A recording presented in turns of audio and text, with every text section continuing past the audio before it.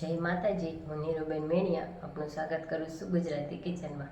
આજે આપણે બનાવીશું નમકીન ગુંદી બેસનના લોટમાંથી।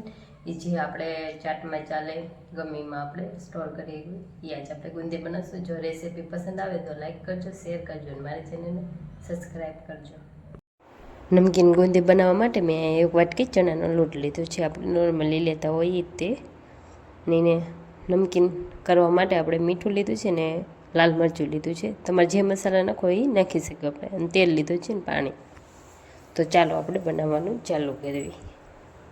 સૌથી પહેલાં આપણે લોટને એક વાટકામાં નાખી દઈશું અને એનો આપણે ઘોલ બનાવી લઈશું, બેટર। એમાં આપણે સ્વાદ અનુસાર મીઠું નાખી દઈશું। લાલ મરચું નાખવું તો લાલ મરચું આપણે નાખી શકીએ। ધીમે ધીમે આપણે થોડુંક થોડુંક પાણી નાખીને બેટર બનાવી લઈશ। બેટર મેં બનાવી લીધું છે। પાણી આપણે એક હારે નથી નાખી દેવાનું, જોતું પૂરતું નાખતું જવાનું છે। એવી નમકીન ગુંદી બનશે, આપણે 4 વાગ્યાના નાસ્તામાં ખાઈ શકીએ અને ઝટપટ બની જાય એવી બનશે। આવી રીતે આપણે બેટર તૈયાર કરી લેવાનું। આવી રીતે આપણે ચમચીમાંથી સીધું એક ધાર નીચે પડે એટલે આપણી ગુંદી પડશે। હવે આપણે એને તળી લઈશું। મેં તેલ ગરમ મૂકી દીધું હતું બેટર બનાવતી વખતે, એમાં આપણે ચેક કરી જોઈશું। આવી રીતે તરત જ ઉપર આવી જાય પછી આપણે એક જારો લઈશું। આવી રીતે મેં સાઈઝનો લીધો છે, તમે કોઈ પણ જારો યુઝ કરી શકો। એમાં આપણે બેટર નાખી દઈશું। એક હારે નથી જાજુ નાખવાનું, આપણે થોડુંક થોડુંક નાખવાનું છે એટલે આપણી ગુંદી એકદમ ગોળ થાય।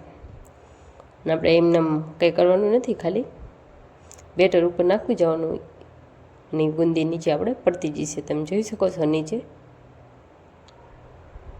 ગુંદી આપણે એકદમ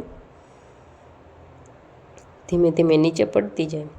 અને બહુ ઝાઝી આપણે તળાવવા નથી દેવાની, ખાલી 1 મિનિટ એવી રીતે થાય તો આપણે તરત લઈ જ લેવાની છે। તરત આપણે કાઢી લઈશું, બહુ ઝાઝી વેળા નહીં રહેવા દેવી। અને ખાવામાં ખૂબ જ મજા આવે। અને આની આપણે ચાટ પણ બનાવી શકીએ, આપણે ચેવડામાં જોઈવી, આપણે ઘણી ઠેકાણે યુઝ કરવી।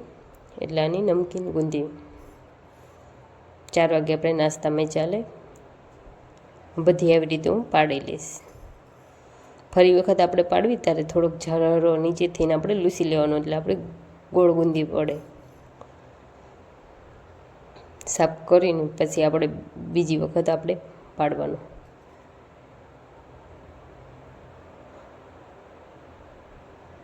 આવી રીતે હું બધી પાડી લઈશ।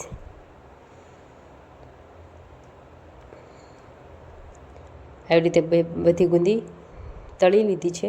એમાં આપણે અડધી ચમચી લાલ મરચું નાખીશું, અડધી ચમચી આપણે મીઠું નાખીશું। આપણે બેટરમાં નાખ્યું હતું એટલે આમાં ઓછું નાખીશું।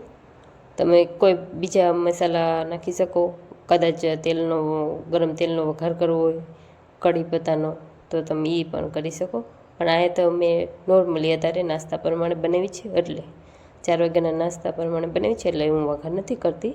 ખાલી આવી રીતે ચટપટો ચાના હારે નાસ્તો અને એમને કોરો ખાઈ શકીએ, એટલે મેં આવી રીતે અત્યારે ઝટપટ બનાવી લીધો છે।